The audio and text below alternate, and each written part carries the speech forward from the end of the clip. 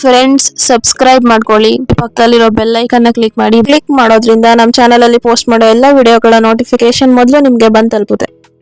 ಗರ್ಭಾವಸ್ಥೆಯ ಸಮಯದಲ್ಲಿ ಗರ್ಭಿಣಿಯರು ತಿನ್ನಬಾರದಂತ ಹಣ್ಣುಗಳು ಯಾವ್ದ್ಯಾವ್ದು ಅಂತ ಈ ವಿಡಿಯೋದಲ್ಲಿ ತಿಳ್ಕೊಳ್ಳೋಣ. ಮೊದಲನೇದಾಗಿ ಗರ್ಭಿಣಿಯರು ಗರ್ಭಾವಸ್ಥೆ ಸಮಯದಲ್ಲಿ ಯಾವ ಹಣ್ಣನ್ನು ತಿನ್ನಬಾರ್ದಪ್ಪ ಅಂತ ನೋಡೋದಾದ್ರೆ ಪೈನಾಪಲ್ ಅಂದರೆ ಅನಾನಸ್ಸು. ಇದರಲ್ಲಿ ಬ್ರೊಮೊಲೈನ್ ಎಂಬ ಅಂಶ ಇದ್ದು ಇದು ನಿಮ್ಮ ಸರ್ವಿಕ್ಸ್ನ ಸಾಫ್ಟ್ ಮಾಡುತ್ತೆ, ಅಂದರೆ ನಿಮ್ಮ ಗರ್ಭಕೋಶವನ್ನು ಸಾಫ್ಟ್ ಮಾಡುತ್ತೆ. ಅದರಿಂದ ನಿಮಗೆ ಯೂಟರಸ್ ಕಂಟ್ರಕ್ಷನ್ ಆಗಿ ಬ್ಲೀಡಿಂಗ್ ಆಗುವ ಸಾಧ್ಯತೆ ಇರುತ್ತೆ, ಅಂದರೆ ಅಬೋಷನ್ ಆಗೋ ಸಾಧ್ಯತೆಗಳು ಹೆಚ್ಚು. ಅದಕ್ಕೋಸ್ಕರ ನೀವು ಪೈನಾಪಲ್ ಅಂದರೆ ಅನಾನಸನ್ನು ಅತಿಯಾಗಿ ಗರ್ಭಿಣಿಯರು ತಿನ್ನಬಾರ್ದು.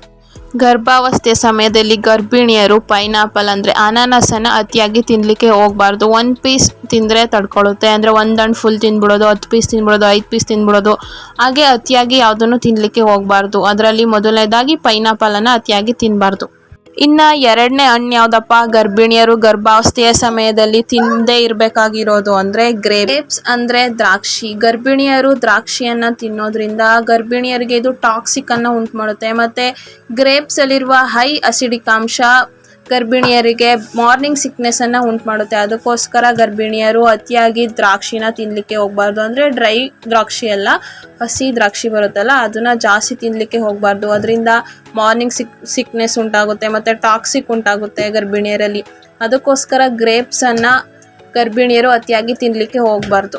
ಇನ್ನು ಮೂರನೇ ಹಣ್ಣು ಯಾವುದಪ್ಪ ಗರ್ಭಿಣಿಯರು ಗರ್ಭಾವಸ್ಥೆಯಲ್ಲಿ ಸೇವಿಸಬಾರ್ದು ಅಂತ ನೋಡೋದಾದರೆ ಮೂರನೇ ಹಣ್ಣು ಹುಣಸೆ ಹಣ್ಣು. ಹುಣಸೆ ಹಣ್ಣನ್ನು ಗರ್ಭಿಣಿಯರು ಗರ್ಭಾವಸ್ಥೆಯ ಸಮಯದಲ್ಲಿ ಅತಿಯಾಗಿ ಸೇವಿಸಬಾರ್ದು. ಯಾಕಪ್ಪ ಅಂದರೆ ಹುಣಸೆ ಹಣ್ಣಲ್ಲಿರುವ ವಿಟಮಿನ್ ಸಿ ಇದು ಗರ್ಭಕೋಶವನ್ನು ಸ್ಮೂತ್ ಮಾಡಿ, ಲೋವರ್ ಗರ್ಭಕೋಶ ಇರುತ್ತೆ ಅಂದರೆ ಲೋವರ್ ಪ್ರೊಜೆಸ್ಟ್ರಾನ್ ಇರುತ್ತಲ್ಲ ಅವರಿಗೆ ಮಿಸ್ಕ್ಯಾರೇಜ್ ಆಗುವಂಥ ಸಾಧ್ಯತೆಗಳಿರುತ್ತೆ. ಅತಿಯಾದ ರಿಚ್ ವಿಟಮಿನ್ ಸಿ ಇರೋದ್ರಿಂದ ಹುಣಸೆ ಹಣ್ಣಿನಲ್ಲಿ ಅದು ಮಿಸ್ಕ್ಯಾರೇಜ್ ಮಾಡುವಂಥ ಸಾಧ್ಯತೆಗಳಿದೆ. ಅದಕ್ಕೋಸ್ಕರ ಗರ್ಭಿಣಿಯರು ಗರ್ಭಾವಸ್ಥೆಯ ಸಮಯದಲ್ಲಿ ಹುಣಸೆ ಹಣ್ಣನ್ನು ಅತಿ ಹೆಚ್ಚಾಗಿ ಸೇವಿಸಬಾರ್ದು.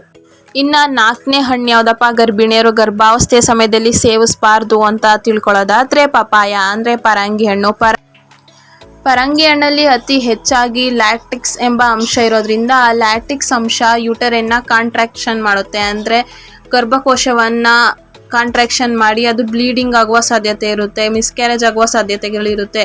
ಅದಕ್ಕೋಸ್ಕರ ಗರ್ಭಿಣಿಯರು ಗರ್ಭಾವಸ್ಥೆ ಸಮಯದಲ್ಲಿ ಪಪಾಯ ಅಂದರೆ ಪರಂಗಿ ಹಣ್ಣನ್ನು ಅತಿ ಹೆಚ್ಚಾಗಿ ಸೇವಿಸಲಿಕ್ಕೆ ಹೋಗಬಾರ್ದು. ಇನ್ನು ಐದನೇದಾಗಿ ಫೈನಲ್ ಆಗಿ ಯಾವ ಹಣ್ಣನ್ನು ಗರ್ಭಿಣಿಯರು ಗರ್ಭಾವಸ್ಥೆಯ ಸಮಯದಲ್ಲಿ ತಿನ್ನಬಾರ್ದಪ್ಪ ಅಂದರೆ ಫ್ರಿಜ್ಜಲ್ಲಿ ಇಟ್ಟಿರುವ ಯಾವುದೇ ಹಣ್ಣುಗಳನ್ನು ಗರ್ಭಿಣಿಯರು ಗರ್ಭಾವಸ್ಥೆಯ ಸಮಯದಲ್ಲಿ ಸೇವಿಸಬಾರ್ದು. ಯಾಕಪ್ಪ ಅಂತ ತಿಳ್ಕೊಳ್ಳೋದಾದರೆ ಗರ್ಭಿಣಿಯರು ಗರ್ಭಾವಸ್ಥೆಯ ಸಮಯದಲ್ಲಿ ಫ್ರಿಜ್ಜಲ್ಲಿ ಇಟ್ಟಿರುವ ಹಣ್ಣುಗಳನ್ನು ತಿನ್ನೋದ್ರಿಂದ ಮಗುಗೆ ಮತ್ತು ಪ್ರೆಗ್ನೆಂಟ್ ಲೇಡಿಗೆ ಟಾಕ್ಸಿಕ್ ಆಗುವ ಸಾಧ್ಯತೆಗಳು ಅತಿ ಹೆಚ್ಚಾಗಿರುತ್ತೆ. ನೀವು ಫ್ರಿಜ್ಜಲ್ಲಿ ಇಟ್ಟು ಸೇವಿಸೋದ್ರಿಂದ ಆ ಹಣ್ಣಿನಲ್ಲಿ ಯಾವುದೇ ರೀತಿ ಅಂಶಗಳಿರಲ್ಲ, ಪ್ರೋಟೀನ್ಗಳಿರಲ್ಲ, ಅದೆಲ್ಲ ಕೋಲ್ಡ್ ಆಗೋದ್ರಿಂದ ವಿಟಮಿನ್ಸ್ಗಳೆಲ್ಲ ಹೋಗಿರುತ್ತೆ. ಅದನ್ನು ನೀವು ಸೇವಿಸೋದ್ರಿಂದ ನಿಮಗೆ ಮತ್ತು ನಿಮ್ಮ ಹೊಟ್ಟೆಲಿರುವ ಬೇಬಿಗೆ ಟಾಕ್ಸಿಕ್ ಆಗುವ ಸಾಧ್ಯತೆಗಳಿರುತ್ತೆ. ಅದಕ್ಕೋಸ್ಕರ ಫ್ರಿಜ್ಜಲ್ಲಿ ಇಟ್ಟಿರುವ ಯಾವುದೇ ಹಣ್ಣುಗಳನ್ನು ನೀವು ಸೇವಿಸಬಾರ್ದು. ಇಷ್ಟು ಹಣ್ಣುಗಳನ್ನು ಗರ್ಭಿಣಿಯರು ಗರ್ಭಾವಸ್ಥೆ ಸಮಯದಲ್ಲಿ ಅವಾಯ್ಡ್ ಮಾಡಬೇಕು, ಅಂದರೆ ಅತಿಯಾಗಿ ತಿನ್ನೋದನ್ನು ಕಮ್ಮಿ ಮಾಡಬೇಕು. 1 ಪೀಸ್ ತಿನ್ನೋದ್ರಿಂದ ಯಾವುದೇ ರೀತಿಯ ತೊಂದರೆಗಳಾಗೋದಿಲ್ಲ.